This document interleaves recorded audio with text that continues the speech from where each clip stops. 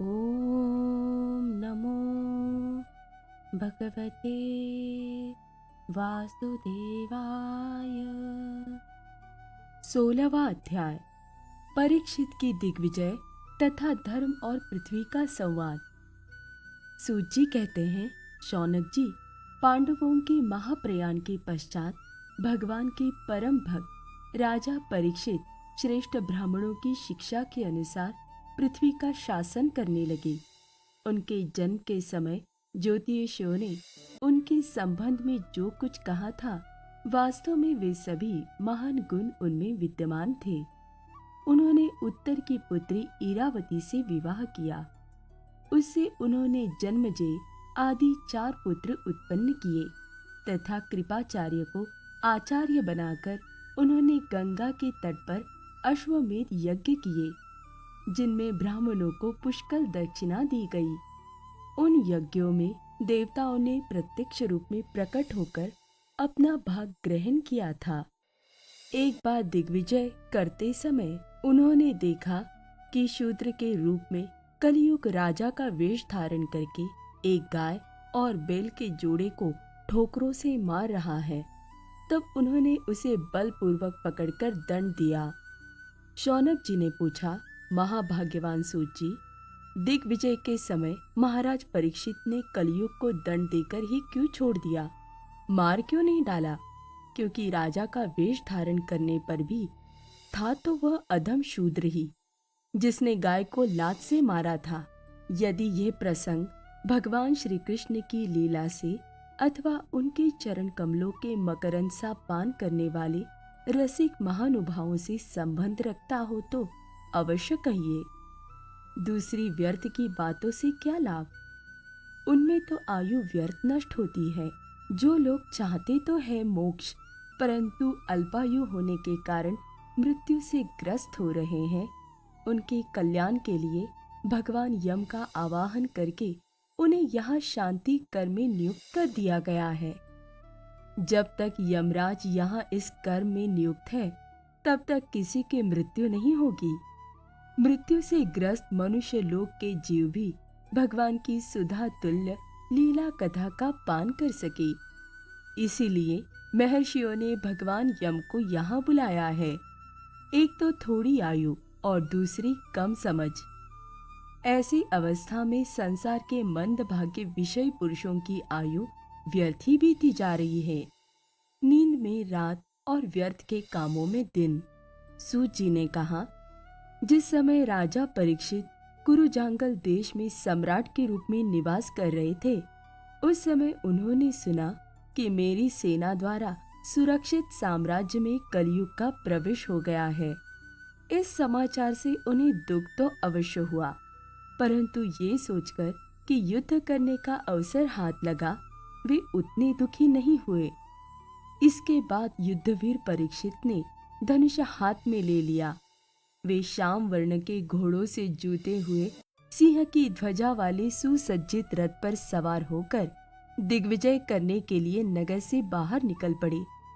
उस समय रथ, हाथी, घोड़े और पैदल सेना उनके साथ साथ चल रही थी।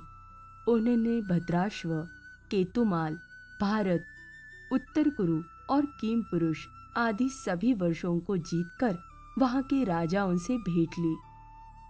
उन्हें उन देशों में सर्वत्र अपने पूर्वज महात्माओं का सुयश सुनने को मिला।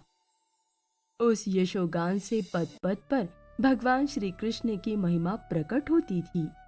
इसके साथ ही उन्हें ये भी सुनने को मिलता था कि भगवान श्री कृष्ण ने अश्वत्थामा के ब्रह्मास्त्र की ज्वाला से किस प्रकार उनकी रक्षा की थी। यदुवंशी और पांडवों में परस्पर कितना प्रेम था तथा पांडवों की भगवान श्री कृष्ण में कितनी भक्ति थी।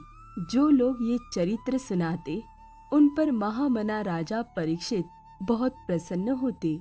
उनके नेत्र प्रेम से खिल उठते।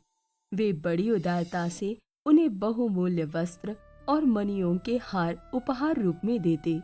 वे सुनते कि भगवान श्री कृष्ण ने प्रेम परवश होकर पांडवों के सारथी का काम किया, उनके सभासद बने, यहाँ तक कि उनके मन के अनुसार काम करके उनकी सेवा भी की। उनके सखा तो थे ही, दूत भी बने। वे रात को शस्त्र ग्रहण करके वीरासन से बैठ जाते और शिविर का पहरा देते। उनके पीछे पीछे चलते, स्तुति करते तथा प्रणाम करते। इतना ही नहीं, अपने प्रेमी पांडवों के चरणों में उन्होंने सारे जगत को झुका दिया। तब परीक्षित की भक्ति भगवान श्री कृष्ण के चरण कमलों में और भी बढ़ जाती। इस प्रकार वे दिन दिन पांडवों के आचरण का अनुसरण करते हुए दिग्विजय कर रहे थे।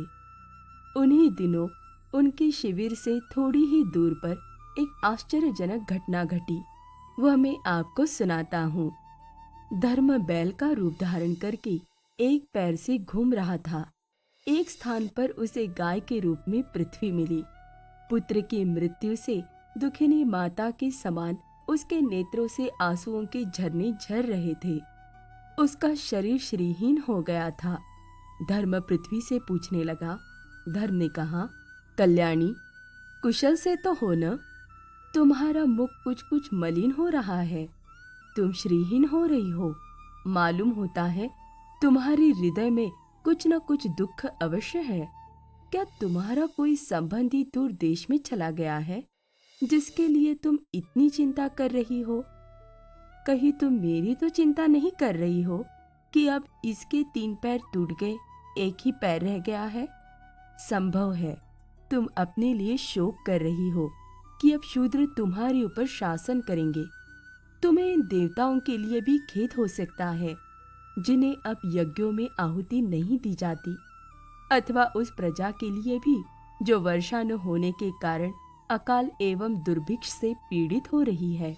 देवी, क्या तुम राक्षस सरीखे मनुष्यों के द्वारा सताई हुई अरक्षित स्त्रियों एवं आर्त बालकों के लिए शोक कर रही हो? संभव है विद्या अब कुकर्मी ब्राह्मणों के चंगुल में पड़ गई है और ब्राह्मण विषद्रोही राजाओं की सेवा करने लगे हैं, और इसी का तुम्हें दुख है। आज के नाम मात्र के राजा तो 16 आने कलयुगी हो गए हैं। उन्होंने बड़े बड़े देशों को भी उजाड़ डाला है। क्या तुम उन राजाओं या देशों के लिए शोक कर रही हो?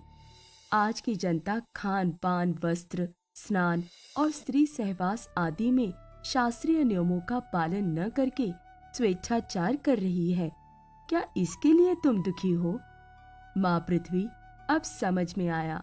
हो न हो तुम्हें भगवान श्री कृष्ण की याद आ रही होगी, क्योंकि उन्होंने तुम्हारा भार उतारने के लिए ही अवतार लिया था और ऐसी लीलाएं की थी जो मोक्ष का भी अवलंबन है।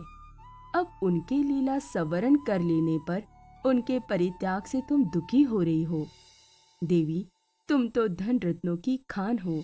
तुम अपने क्लेश का कारण, जिससे तुम इतनी दुर्बल हो गई हो, मुझे बतलाओ। मालूम होता है बड़े बड़े बलवानों को भी हरा देने वाले काल ने देवताओं के द्वारा वंदनीय तुम्हारे सौभाग्य को छीन लिया है। पृथ्वी ने कहा, धर्म, तुम मुझसे जो कुछ पूछ रहे हो वो सब स्वयं जानते हो। जिन भगवान के सहारे तुम सारे संसार को सुख पहुंचाने वाले अपने चारों चरणों से युक्त थे, जिनमें सत्य, पवित्रता, दया, क्षमा, त्याग, संतोष, सरलता, शम, दम, तप, समता, तितिक्षा, उपरति, शास्त्र विचार, ज्ञान, वैराग्य, ऐश्वर्य, वीरता, तेज, बल, स्मृति, स्वतंत्रता, कौशल, कांति, धैर्य, कोमलता, निर्भीकता, विनय, शील, साहस, उत्साह, बल, सौभाग्य, गंभीरता, स्थिरता, आस्तिकता, कीर्ति, गौरव और निहंकारता, ये 39 अप्राकृत गुण तथा महत्वाकांक्षी पुरुषों के द्वारा वांछनीय शरणागत वत्सलता आदि और भी बहुत से महान गुण उनकी सेवा करने के लिए नित्य निरंतर निवास करते हैं। एक क्षण के लिए भी उनसे अलग नहीं होते। उन्हीं समस्त गुणों के आश्रय सौंदर्य धाम भगवान श्री कृष्ण ने इस समय इस लोक से अपनी लीला संवरण कर ली और ये संसार पापमय कलयुग की कुदृष्टि का शिकार हो गया। यही देखकर मुझे बड़ा शोक हो रहा है।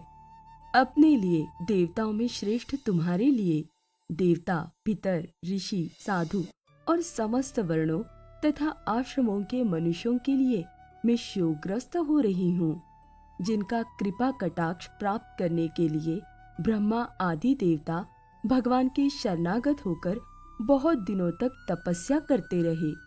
वही लक्ष्मी जी अपने निवास स्थान कमलवन का परित्याग करके बड़े प्रेम से जिनके चरण कमलों की सुभग छत्र छाया का सेवन करती हैं, उन्हीं भगवान के कमल, वज्र, अंकुश, ध्वजा आदि चिन्हों से युक्त श्री चरणों से विभूषित होने के कारण मुझे महान वैभव प्राप्त हुआ था और मेरी तीनों लोकों से बढ़कर शोभा हुई थी।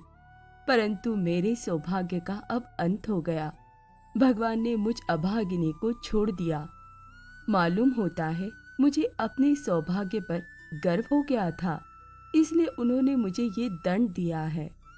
तुम अपने 3 चरणों के कम हो जाने से मन ही मन कुढ़ रहे थे, अतः अपने पुरुषार्थ से तुम्हें अपने ही अंदर पुनः सब अंगों से पूर्ण एवं स्वस्थ कर देने के लिए वे अत्यंत रमणीय श्याम सुंदर विग्रह से यदुवंश में प्रकट हुए, जो असुर वंशी राजाओं की सैकड़ों औक्षणियों के रूप में था, नष्ट कर डाला, क्योंकि वे परम स्वतंत्र थे, जिन्होंने अपनी प्रेम भरी चितवन, मनोहर मुस्कान और मीठी मीठी बातों से सत्यभामा आदि मधुमयी मानिनियों के मान के साथ धीरज को भी छीन लिया था, और जिनके चरण कमलों के स्पर्श से मैं निरंतर आनंद से पुलकित रहती थी।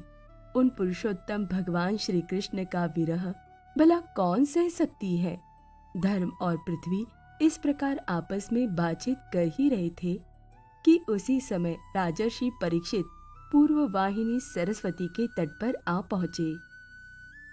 ओम नमो भगवते वासुदेवाय।